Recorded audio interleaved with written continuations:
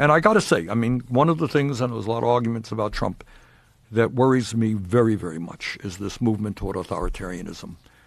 And going after media, suing media, taking away the authority that Congress has. When you say suing media, are you talking about the CBS lawsuit? Among other things. Right, but don't you think there's a real issue with what they did? No. You don't think that there's a real issue in editing conversations to give someone an answer that's different than what they really answered? Joe, I've been on 8 zillion shows, right? In my life. Okay. Now, should I sue you if you ask me some stupid question that I don't like, right? Or that you do something. Should I sue you? Yeah, but that's not what he's getting. Well, he has sued. He has sued ABC. Mm-hmm. He has sued Meta. He is suing the Des Moines Register because of a poll that came out during the campaign that he didn't like. All right. He is suing CBS for this Kamala Harris interview. So do I think how many? I cannot tell you the number of stories done about me that were not good stories. Right. That were dishonest stories. That's what a free press is about. You don't like it, you got to live with it. All right? You do something, I'm not going to sue you, Joe. Right, but it's not that simple, right? Like, let's not talk about Trump, but let's talk about another candidate. Let's just imagine there's someone on the right and someone on the left, and there's a concerted effort to promote this person that's on the right. And so the polls are rigged, or these are funded polls that make it look like this person on the right is winning by a substantial margin, and what this does is decreases the motivation that people have to come out and vote against them. That's happening. So it's fake. By the way, that happens right now. It is happening right now. And I think, is that part of what he's suing them about? No, but doesn't, look. But isn't that what he's suing them about? Well, he's suing ABC for one thing. But with the Des Moines Register about the poll. Yeah, I know the pollster there. Was the poll incorrect? Yeah, the poll was wrong. So what? Right. Guess what? But what did they know it was incorrect when they published it? No, they published what they thought was an accurate poll. But that pollster, by the way, what's the name? Seltzer polls. I should just state for the record, I don't know this lawsuit. But what it was about. But I am aware that in talking to people that understand polls, that some of these are politically. All right, but the answer is yes and no. There are polls right now doing exactly what you say. Right. I could doctor a poll. I could talk to more conservative, more progressive people, get the results that I kind of want, right? And they do it to motivate people or demotivate people to vote, and it's effective. It has an impact. All right. On the other hand, this particular poster, it's the Des Moines Register, not a huge newspaper. I bumped into them because when you're running Democratic primaries, Iowa is a big deal. They are a very, very respected pollster. Okay, they don't doctor polls. So they made a mistake on a poll. It turns out they had Trump doing worse than he ended up doing. Guess what? Pollsters, honest pollsters, make mistakes too. But what is the basis of his lawsuit? Like, what is he saying in the lawsuit? I think he is saying that gave energy to his opponents and that it was – he's like saying, we talked about. Like you talked about. But I don't believe that's the case. There are honest pollsters who make mistakes. But what about the other the other lawsuit with the conversation that they had with Kamala Harris, where they edited the answers that she had to make it look more precise? 60 Minutes, they were suing 60 Minutes. Yes, is to my mind historically, even around for a very long time.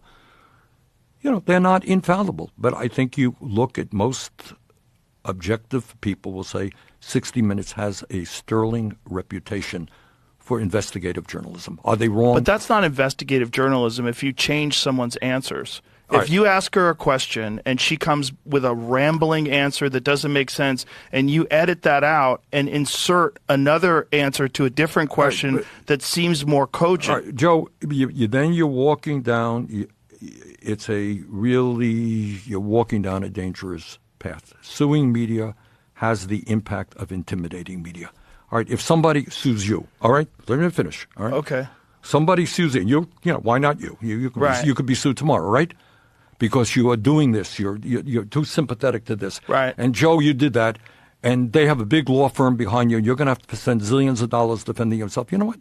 Next time you do an interview, you say, maybe I'm not going to go in that area. Right? No, but it's not that. It's editing things to make deceptive editing. Joe, so in deceptive editing, you give people a different perception of who this candidate is than reality. Right, but you got to explain. But that's not objective journalism. I know, but that's campaigning for that person. Right, but would you agree with that? I don't have those details. I don't know that I agree with your analysis of it. I don't know enough. I think that's universally accepted that that's what they did. Then you got to tell me why he is suing ABC. Why he's suing Meta. Let's just talk about the 60 Minutes one first. No, but it's not just we could go to ABC, but I'm not aware of that one either. Well, George Stephanopoulos said something that he didn't like. But the point is, what did Stephanopoulos say? I can't remember. It was I honestly don't remember. But I think what he was saying was factually incorrect about the results of one of Trump's trials. All right. Guess what? If I were to sue everybody who said things that were factually incorrect about me, I'd be suing people zillions of times. But Joe, what you're saying is, look, does media get it wrong sometimes? Absolutely. Should you have the most powerful person in America suing media? What is the impact of that? The impact is clearly intimidation. He wants to defund public broadcasting. NPR. Why is that? Well, because they also would run critical stories of him. This is part, in my view, without getting into any one case, it's part of a pattern that says, hey, I got the power. Don't you criticize me. You criticize me, I'm going to sue you. So it's not whether this show was right or wrong. There are shows every day they get it wrong. It's whether you respect you and other media people to do the best that you can. And if I don't like what you're doing, I'll go someplace else. But I don't like presidents suing media, and then it's, threatening to impeach judges who rule against you. Really? Is that a concern? I think it's a concern. I agree. That's a concern. Well, my concern is when you have media organizations that are purported to be objective, and then they say things that are defamatory and factually incorrect, and they should know that before they say it. What other course does a person have other than a lawsuit? And isn't it important that you shine the light on what is a political bias then from an organization that you would hope would be objective? Needless to say, I get attacked all the time by right-wing media, right? Every day. Needless to say. Needless to say, all right. I don't sue them.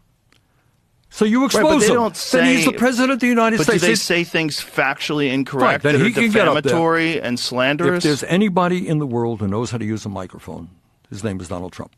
And Donald Trump get up. You saw that program on CBS the other day? It was crap. It was wrong. And let me tell you why it was wrong. But then they do it again and again and again. Then you take them on. The problem is the more people do stuff like that, if you don't have any consequences to what you're doing, you're going to continue that path.